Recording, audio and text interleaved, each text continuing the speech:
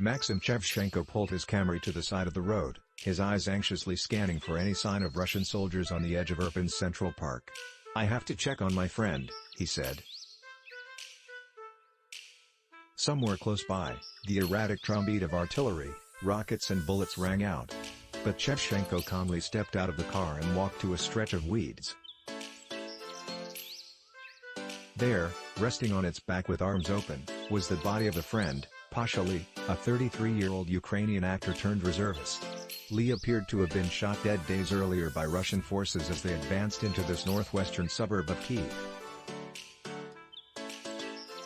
Chevchenko kneeled and looked at the face. His mother thought maybe he was alive, he said in a low voice, his usually smiling face stuck in a grimace. "I needed to check." Chevchenko sighed and looked back at the car, too small to fit the corpse. He would have to come back with something bigger. For now, Irpin's dead would have to wait for the living. Such has been the sort of grim decisions facing Chevchenko, 32, and fewer than a dozen other volunteers since Russian forces began their advance toward Ukraine's capital, Kyiv.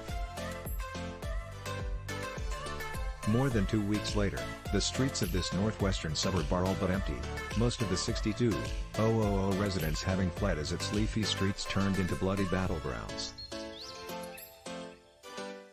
At this point, only a few thousand remain, and Chevchenko and other volunteers have become caretakers, caregivers, getaway drivers, and undertakers. That means driving, lots of it, racing around Irpin's almost deserted streets, looking down intersections and hoping no Russian patrol lurks in firing range, always wondering which road will be hit by the hail of ordnance flying through the sky. In the first days, the volunteers' task was mainly loading up fleeing civilians they saw on the streets and ferrying them to the only available escape path, a severed bridge on Irpin's southern edge. Others then helped the stricken residents traverse a treacherous jumble of planks and pallets placed across a river so they can be on their way to Kyiv.